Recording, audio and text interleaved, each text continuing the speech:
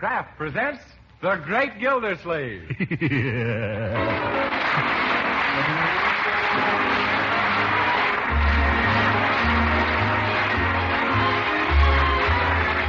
Kraft Cheese Company, who also bring you Bing Crosby every Thursday night, present each week at this time Harold Peary as The Great Gildersleeve, written by Leonard L. Levinson.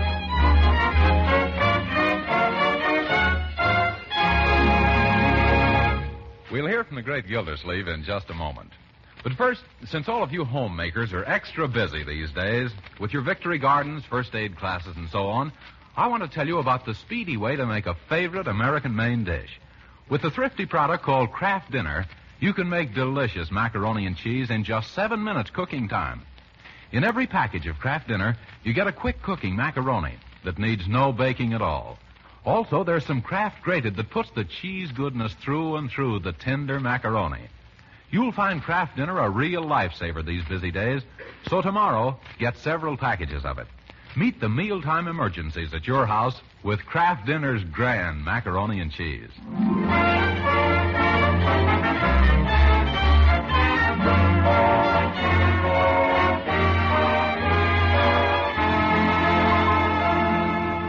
Did you ever lend an organization your living room for a meeting and then find that you weren't invited to attend? Well, that's what's happening to Throckmorton P. Gildersleeve. The Summerfield Little Theater Group is meeting to discuss plans for their summer barn season, and the Great Gildersleeve is out in the hall complaining to Bertie the cook, who had nothing to do with the matter.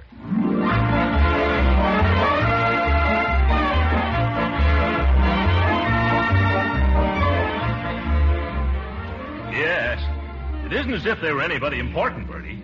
After all, they're just going to put on a couple of stale dramas in somebody's barn. But what's the idea of giving the plays in a barn, Mr. Gildersleeve? Bertie, did you ever smell one of their plays? Oh, I guess they're all through. Well, Uncle Lloyd, it's all arranged. We're going to have our summer theater in Mrs. Guernsey's stable. Oh, well, but really, Mrs. Guernsey, don't you think this is the wrong time to go out of the livery stable business? Mr. Gildersleeve, we are referring to an old carriage house on my estate. Oh. Livery stable, indeed.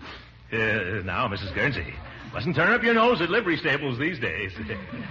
And this is Mr. Bruce Burdock, our director. Charmed, simply charmed. Bruce was with Orson Welles. Oh, yes, one of the men from Mars, no doubt.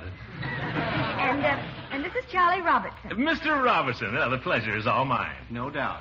And now, we must start the ticket sale. Yeah. That means we must order oodles and oodles of tickets. Now, where does one get them? Tickets? Oh, the best place I know is the World Ticket Printers of Chicago.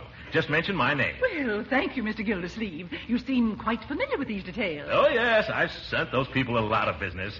That was when I was the director of a well-known stage company. You were? Well, in that case, I simply insist that you attend our first rehearsals and lend your professional touch. But I don't... No, I won't take no for an answer. We'll hold our next meeting here again on Tuesday. Come, boys, time to go. Goodbye, boys. Goodbye, folks. Well, I always knew I'd have a chance to monkey with the stage. My drama done told me. But, Uncle Mort, I don't understand. Were you really a director of a well-known stage company once? Why, of course, my dear. When I was out west, I was on the board of directors of one of the biggest bus lines in Arizona.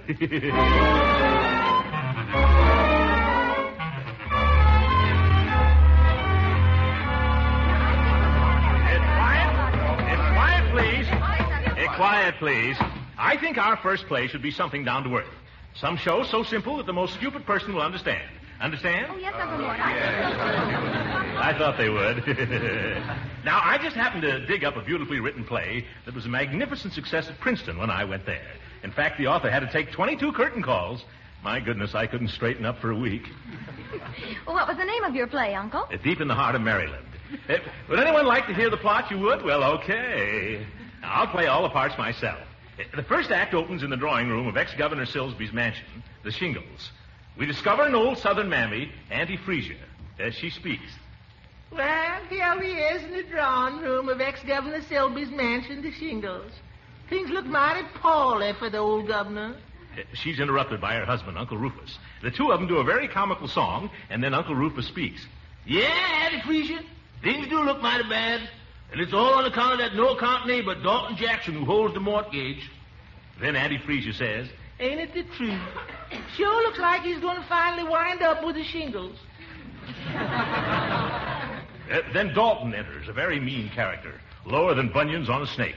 Dalton says, I brought these flowers for Miss Lavinia. Please inform her of my presence. Then he comes down to the footlights and whispers, little does the fair Lavinia suspect that I am a married man with a wife and 7 children in Altoona, PA. Lavinia, thinking that the visitor is another, trips into the room. Oh, excuse me, she says. I didn't know it was you, Mr. Jackson. Ah, my proud beauty. You thought I was that young whelp Crandall Berry, eh? Oh, no, I didn't. You did. I didn't. You did. You didn't. I did. You did. Did I? But I could go on like this for hours, folks. It's simply chock full of sparkling dialogue. Oh, but really, old fellow, this isn't our type of play. You're right, Brucey boy. Oh, I forgot to tell you, Brucey, old boy. You play Crandall Berry, the hero. Oh, is that so? Uh-huh. You're shot right smack in the middle of Act Second. And really, you had no idea how I'm looking forward to your death scene. Yeah. You know, Charlie, on second thought, maybe it isn't such a bad choice after all. What was... Yes, and there's a fine part for you, Charlie. Will you wake up, please? You'll be ideal as Lavinia. Don't go to sleep during the rehearsal. I didn't even hear you. You'll be ideal as Lavinia's weak-willed, spineless brother, Sibley Silsby. Oh, do you really think I'm the type, really? Yes, really. But definitely, Charlie boy. Now, Marjorie, you can play Lavinia. Oh, that should be fun. Uh-huh. Dottie Dobson from next door can play the ingenue, and I think we'll try Judge Hooker as ex-Governor Sibley. And the rest of the parts will be easy to cast. All except the Southern Mammy. Are you going to play that role yourself? Oh, no, I've got somebody. Bertie. Oh, yes, sir? Bertie, have you ever had any ambition to go on the stage? Oh, undoubtedly. Oh. Then we've got a nice fat part for you in our new show. A fat part? On me, that'll look good.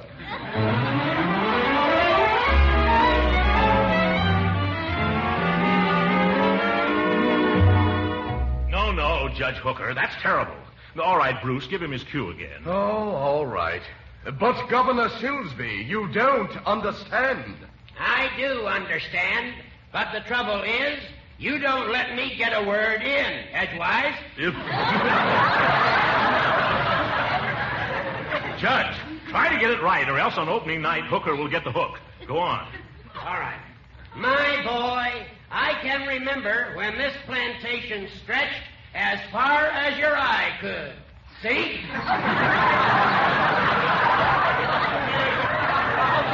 Oh, brother, of all the sugar-cured, tenderized, corn-fed hickory hams, you take the lima beans, Judge. Well, how would you read that line? Something like this.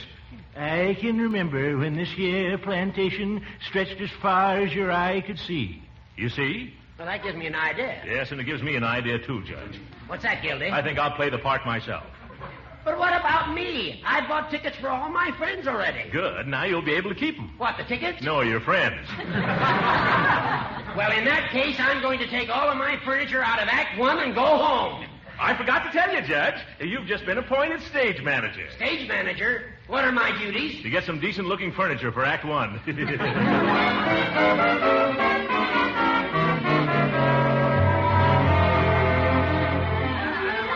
All right. Call the cast, Leroy. All right, everybody. On stage, please. Ready for dress rehearsal. On stage, please. Oh, Uncle Mort, I'm so excited. How's my makeup? Oh, fine. Only don't blink those big eyelashes so fast, my dear. It sends a draft to the theater. Where's Charlie Robertson? Where's what's-his-name, the fellow who plays the villain? Oh, you mean Mr. Updike? Haven't you heard what's happening to him? No, Mrs. Jersey. What's happening to Mr. Updike? Oh, his wife's having a baby. He had to rush her to the hospital. A baby? He can't do this to me. What does he mean, having a baby at a time like this? I tell you, I simply won't have it.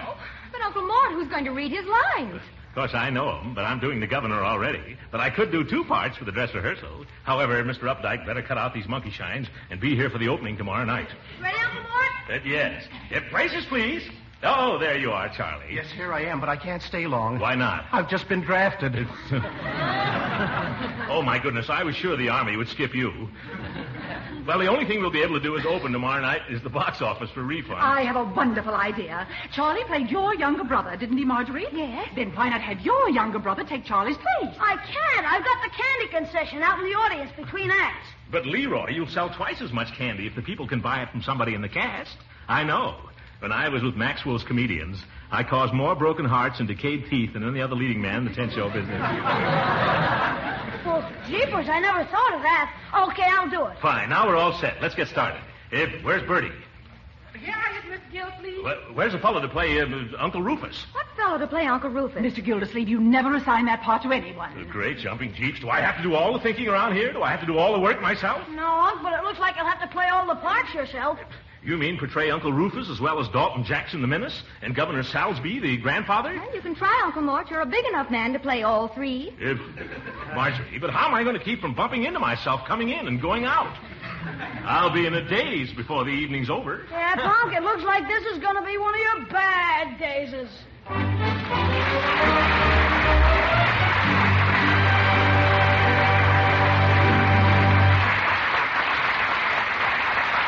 The great Gildersleeve will be with us again in just a moment. Meanwhile, let's give a thought to that chicken or roast out there in the icebox. There isn't quite enough left over from today's dinner for tomorrow's meal? Well, let me tell you how to stretch and glamorize what is left into a thrifty main dish. Cream the leftover meat and serve it in a delicious ring of macaroni and cheese. Macaroni and cheese that you cook in just 7 minutes. You do it with a product called Kraft Dinner. In every box of Kraft Dinner, there's a special quick-cooking macaroni. Also, some Kraft grated that lets you put the cheese flavor through and through in a jiffy. Just 7 minutes at the stove, and you have fluffy, tender macaroni drenched in cheese goodness. For a smart macaroni ring, press the macaroni and cheese into a ring mold. Let it stand a few minutes, unmold on a platter, and pour your cream meat into the center. Delicious. Of course, you can serve Kraft Dinner just in a serving dish. The family will love the macaroni and cheese made this thrifty 7-minute way. So have some tomorrow. Ask your dealer for Kraft Dinner.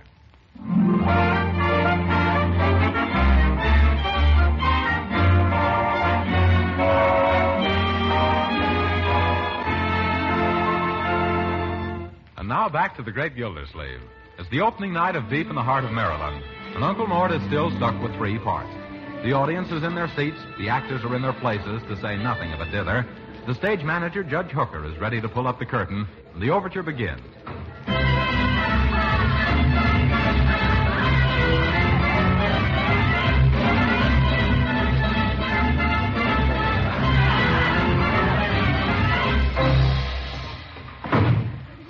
Well, yeah, we is in the drawing room of old Governor Silver's home to Shingles.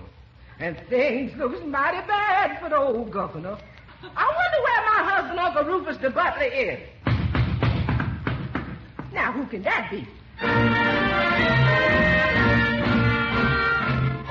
down and knocking at the door outside? Well, who's you expecting? Except your joy and pride. Now, I can hear you grumbling, Mr. Rufus Brown. Just keep on knocking, Ruf, you no-good clown. Come on now, baby. Won't you let me in? Has you been a gambling, honey? Did you win? What's that you mumbling? I just lost my shirt. Rufus, you's gonna get hurt. Oh, now, Sugarfoot, wait a minute now. Rufus Baptist, Georgia Brown. What you gonna do when the rent comes down? What am I gonna say? How am I gonna pay? What you gonna tell them at the FHA? You know, I know that times is tough. Landlord gonna take her off of their cup. Rufus Baptist, Johnson Brown. What are we gonna do when the rent comes round? Rufus Baptist, Johnson Brown. What you gonna do when the rent comes round? What am I gonna say? How am I gonna pay? What you think we're gonna feel another thing? Now everything's unsettled now. As I feel it's all unsettled now. Rufus Rastus Johnson Brown. What are we gonna do when the rent comes round?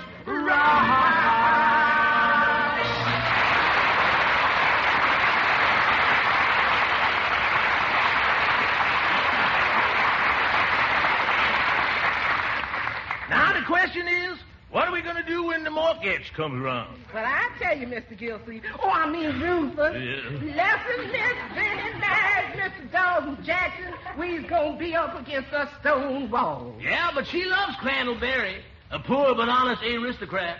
All this wouldn't have happened if Slibbly, Miss Vinnie's ne'er-do-well brother, hadn't lost the mortgage money playing acey-deucey with Dalton Jackson. Yes, and this is what caused old governor to go into the relapses. Here comes Miss Lavinia, the prettiest gal in Tewupsy Township. Morning, Miss Vinnie. Morning to you, too. Alas, dark days are indeed upon us. One bright ray alone shines through the clouds that obscure the horizon. Yeah, it did look like rain for a spell, but it's cleared up now. No, Uncle Rufus. I'm referring to our beautiful coast, Shasta Gold, which we hope will come home with the mortgage money when she runs into Freakness next Saturday. You mean Shasta Gold by Pastor Shasta ought to go jump? Yeah.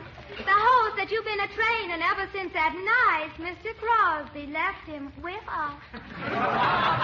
Hark! Do I hear the sound of horses' hoofs?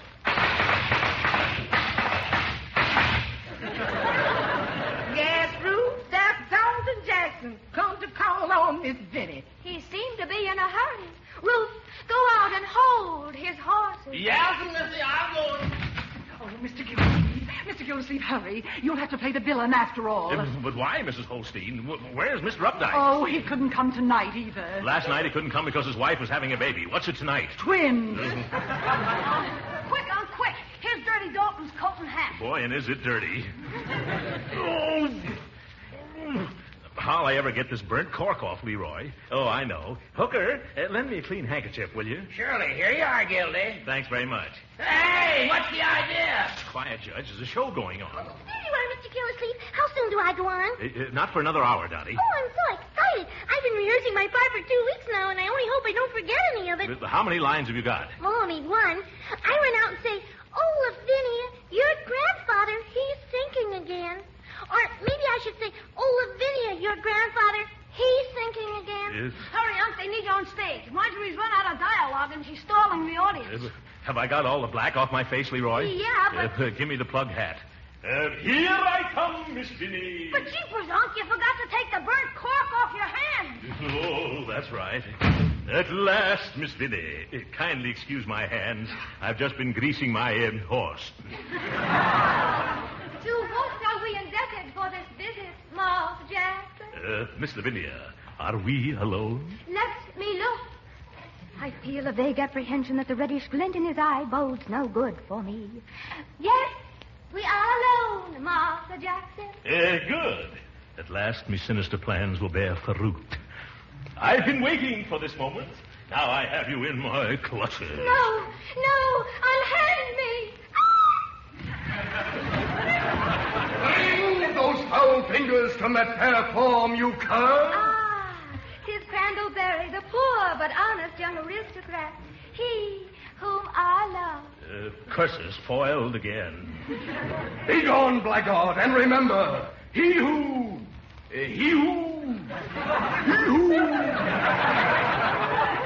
harms one hair of yon fair head must answer to Crandallberry. Oh, thanks. Yes, he who harms one head of yon fair hair must answer to me. I go now, my proud beauty, but I'll return on Saturday to foreclose the mortgage. Here you are, Unc, the ex-governor's costume. Come on, will you? Thanks, Leroy. Now, give me the goatee and the white mustache and some glue, will you? Say it now, Mr. Gildersleeve. Not now, Dottie. All right, but should I read it? "Oh, Lavinia, your grandfather, he's thinking again." No, Dottie. Now the wig, Leroy. Hold that mirror up. There. I gotta go now. My public waits.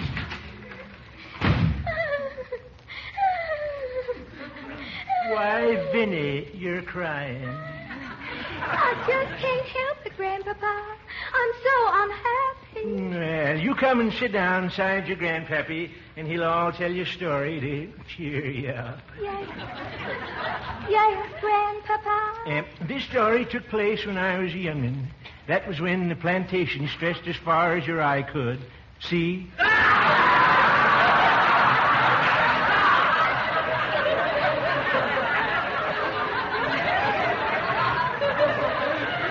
The stable hands must be enjoying themselves. Well, anyway, this is the story of Bessie. Bessie and me We roamed the hills together. She adored me. And I guess I kind of loved her, too.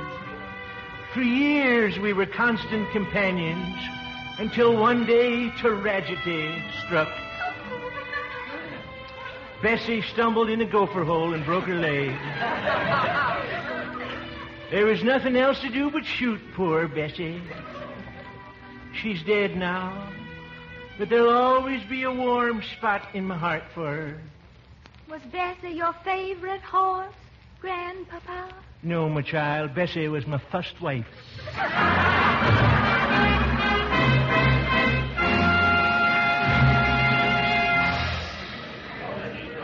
Oh, now tell me, Mr. Palin, how do you like the play? Quite amusing. Some of the actors are excellent. I like the old man, Governor Silsby, and also the Uncle Rufus character. They're both fine actors. But that guy who's playing the villain, he's terrible.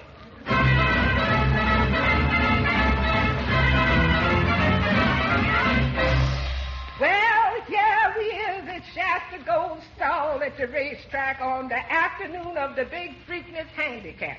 And if that Shasta Gold don't go today, we's gone tomorrow, that's all. Oh, Uncle Ruth, great news. Crandallberry, my betrothed, has offered to ride our horse in the big race. But, Miss Vinnie, has Mr. Crandall ever been a jockey before? No. But Shasta Gold has never been ridden before, so they're both starting off even. Get him saddled. Yeah, okay, I'll do this. Quick, Hooker. Hooker, help me get this makeup off, will you? Oh, Mr. Gildersleeve, now? No, Dottie, not now. Well, now, supposing I say, Lavinia, your grandfather is thinking again. No, Dottie, not now. Come on, Gildy. Crandall is waiting for you on stage. Okay, give me the blank pistol, quick. Here you are. No, Uncle, wait. I haven't got time to wait, Leroy. Jeepers, that wasn't a blank pistol. That was my .22. Aha, Berry. So we meet again. Yes, and to your sorrow, Dalton Jackson, for today I am riding Shasta Go in the Preakness. What? Yes, and you cringe at the thought of me winning not only the race, but also the fair Lavinia and her old homestead from your vile clutches. Ha, ha, ha, ha, ha, ha. Little does he know that I have a revolver in me pocket. And ere I let him thwart me evil plans, I'll wait till his back is turned and send a bullet through his manly bosom.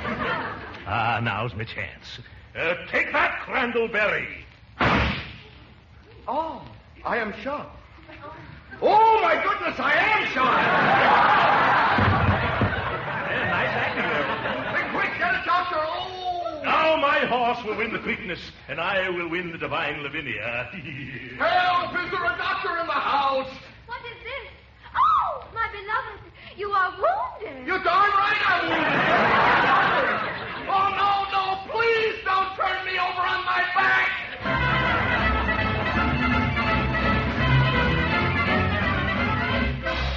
Well, here we is, still at the racetrack.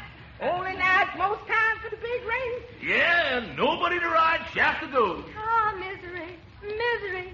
Poor Crandall lying in a hospital bed. On his stomach. Well, how did I know it was loaded? And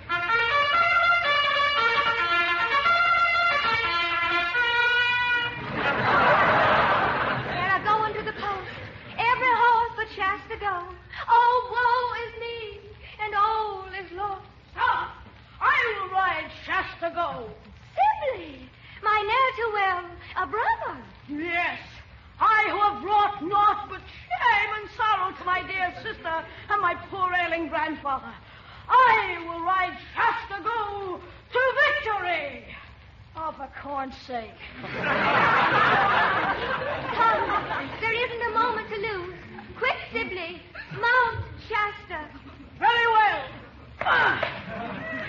Hasten, Sibley, dear. And remember, if you do not win the Preakness, just keep traveling, brother. Don't worry. I shall win. Come, Shasta, go. Let us hasten to the rail for the start. Yes, sir. You coming, Ruth? No, I'm going to stand on this here box from which I can see the whole race. For I do dearly love to call the progress of the Preakness aloud. Oh, Mr. Gildersleeve, now? No, Dottie, not now.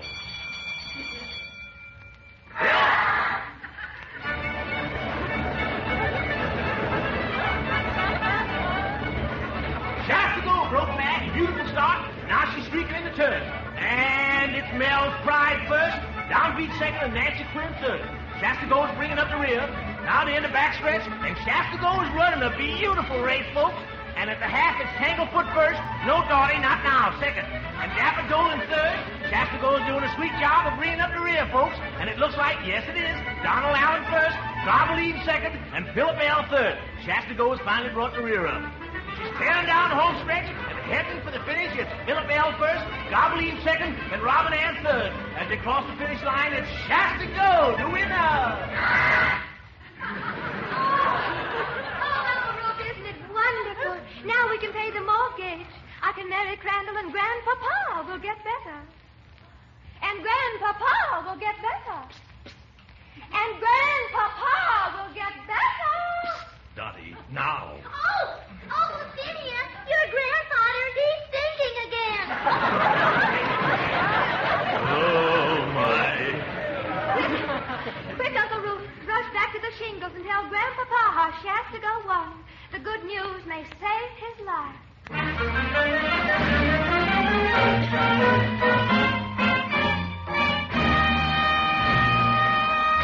Oh, thank goodness. This will be over in about 20 minutes, Judge. I can't make any more of these quick changes. Speed it up, Gildy. Do you realize it's 12:30 already? 12:30, great balls of fire. Is the drawing room set back in place? Yes, everything's ready to go. All set out there, Bertie? I think so, Miss Gildy. Okay, then. Flash the orchestra. Third act. On your toes, everybody. Curtain, Hooker, curtain. Well, here he is in the drawing room of old Governor Silsby's home, the shingles. Hey, she isn't supposed to say that. No, that speech belongs in Act 1 at the very opening. Bertie, wrong line. And things look mighty bad for the old governor. Oh, Bertie, you're starting the whole play all over again at 12:30. I wonder where my husband, Uncle Rufus the butler, is. Oh, better off somebody would be here till 4 o'clock in the morning. I wonder where my husband, Uncle Rufus the butler, is. Gildersleeve, the show must go on. You've got to get out there. No, I won't. Absolutely not. Now, who can that be? Who's that a-knocking at the door outside? No, I give in. Who you expecting except your joy and pride? Here we go again.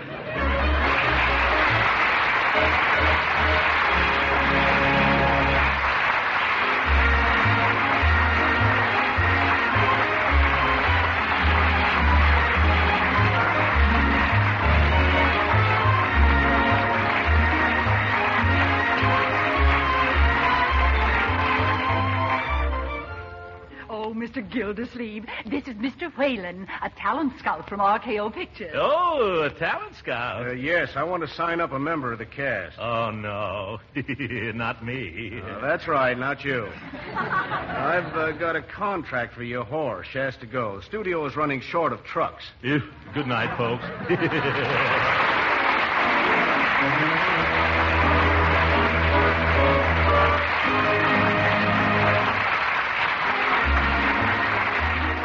Original music heard on this program was composed and conducted by William Randolph. This is Jim Bannon speaking for the Kraft Cheese Company and inviting you to tune in again next week at this same time for the further adventures of the Great Gildersleeve. We Americans are mighty lucky. We have the right foods in abundance, the good, nourishing foods that help make us strong. And here in America, the right foods need not be expensive. Take Parquet margarine, for example. The delicious spread for bread made by Kraft. Parquet margarine is one of the right foods that help make America strong. Yet Parquet is so downright economical, you'll feel free to use all you need. You see, Parquet margarine is a highly nutritious food, one of the best energy foods you can serve, and every pound contains 9,000 units of important vitamin A. What's more, Parquet is the margarine that tastes so deliciously good as a spread and used in cooking, too. So note it down. Order delicious, economical Parquet margarine tomorrow. Just ask for Parquet, P-A-R-K-A-Y. Parquet margarine made by Kraft. This program has reached you from Hollywood. This is the National Broadcasting Company.